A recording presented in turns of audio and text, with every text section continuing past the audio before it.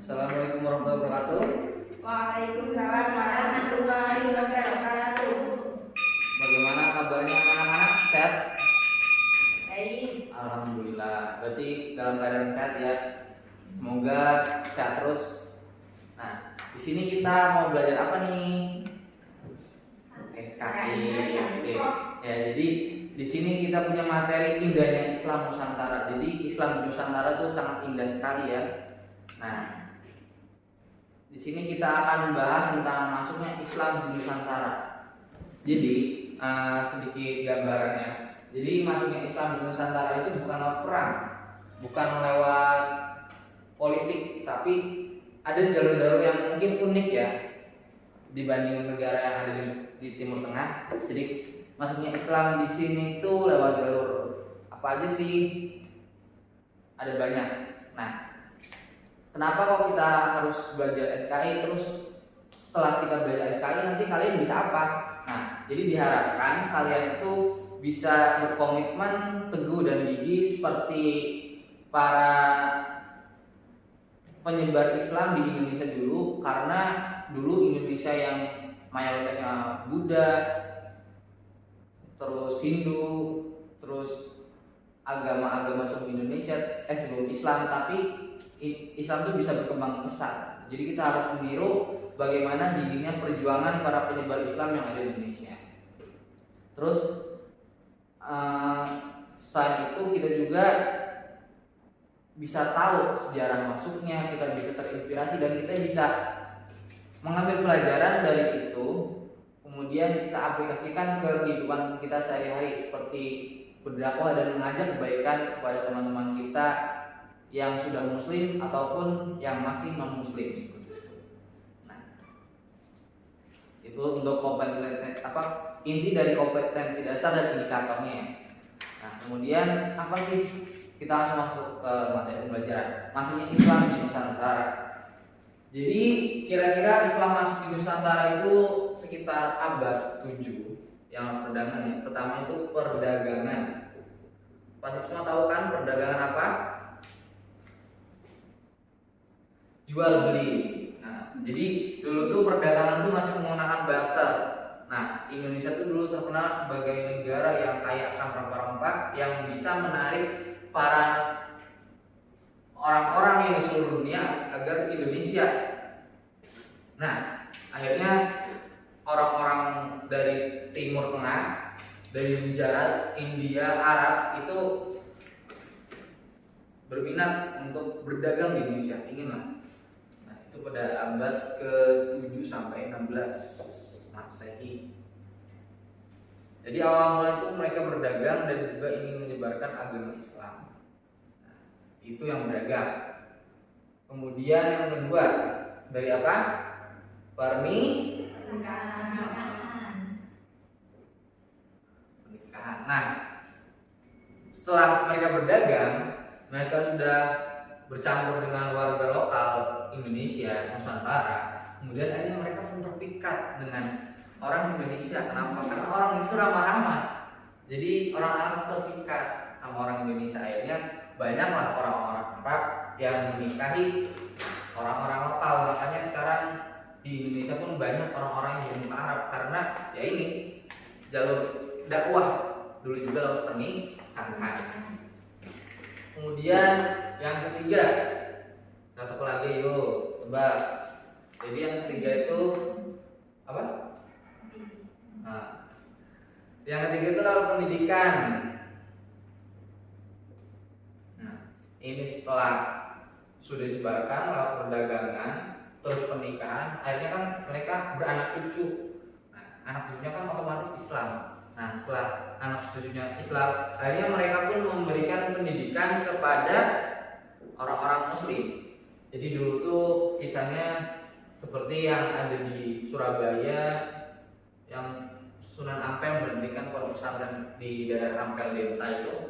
Nah, itu salah satu sejarah bahwa penyebaran Islam dulu juga melewati pendidikan. Kemudian yang keempat apa? Kesenian. Nah, jadi dulu para wali songo juga menyebarkan Islam melewati seni seperti wayang, terus tembang macapat, terus kayak lingsir wengi, ilir-ilir itu kan karya dari Sunan Kalijogo. Terus yang kelima apa? Rasa Nah, jadi para wali-wali, para sunan yang menyebarkan agama Islam dulu mengajarkan cara tasawuf kepada masyarakat lokal agar bisa mendalami Islam itu sendiri dan bisa merasakan ketenangan hidup. Tasawuf itu lebih ke adab kita kepada Allah Subhanahu wa taala, seperti itu. Kemudian kita lanjut ke Indonesia. Islam itu kan masuk ke Indonesia. Kenapa kok mudah sekali? Ayo, ada tahu? Jadi ada beberapa faktor yang menyebabkan Islam masuk ke Indonesia.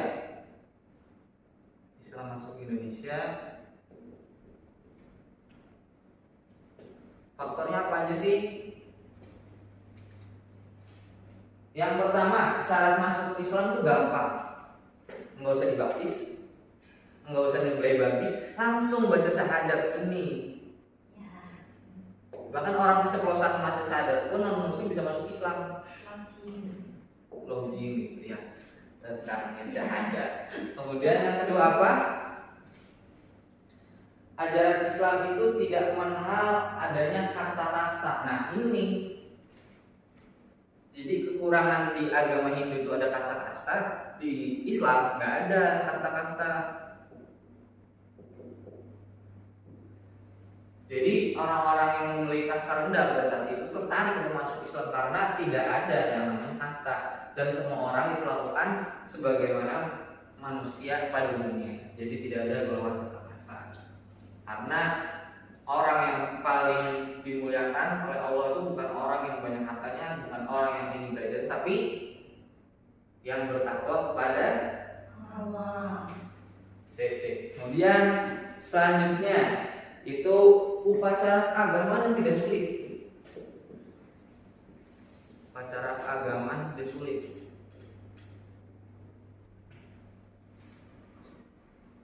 Jadi Islam tuh gampang sekali zaman dulu. Apalagi dulu sejarahnya ada tahlilan ya. Jadi dulu tuh tahlilan tuh salah satu budaya orang pra-Islam yang ada di Indonesia, yang mana mereka berkumpul dan makan-makan sambil bersetebu, berhubungan badan, seks bebas. Nah itu ketika ada ulama, ada wali Islam yang masuk Indonesia, itu dirubah, digantikan dengan pembacaan tahlil, menyebut berzikir kepada Allah, setelah itu makan-makan. Nah makan-makan inilah Indonesia tuh kalau udah ada makan-makan pasti datang. Nah itu dia upacara agama yang simpel, nggak kayak agama lain yang harus nyembelih apalah. Makan-makan ya makanan yang seadanya, jagung, ubi atau singkong, pokoknya yang bisa dimakan lah.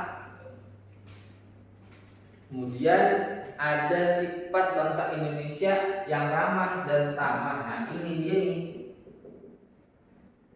sifat bangsa Indonesia yang ramah tamah itu yang membuat orang luar negeri mudah berdagang, mudah menikahinya, mudah memberikan pendidikannya, keseniannya, tasawufnya, bahkan mudah dijajah. Nah, Indonesia itu sangat aman. Kemudian ada lagi runtuhnya kerajaan Majapahit. Ya, dulu kita kenal Majapahit itu kerajaan yang menguasai hampir 80% ASEAN. Sampai sekarang tuh negara Thailand. Dan yang mungkin kalau bisa kita pikirkan, kenapa kok Thailand tulisannya mirip aksara Jawa? Nah itu mungkin ada hubungannya karena dulu kekuasaannya Majapahit itu sampai ke Thailand gitu.